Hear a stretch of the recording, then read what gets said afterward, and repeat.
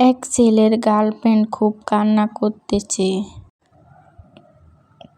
তো সে গিয়ে তার গার্লফ্রেন্ডের চোখের পানি মুছে দিয়ে তাকে জড়িয়ে ধরে। ছেলেটি জড়িয়ে ধরার পর মেয়েটি আরো জোরে জোরে কান্না করতে লাগলো।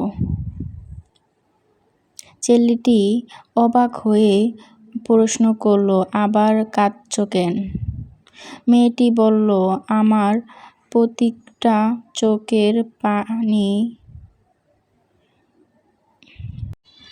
বিনিময়ে যদি তুমি আমাকে এভাবে জড়িয়ে ধরো, তাহলে সারা জীবন ধরে আমি কাঁদতে রাজি।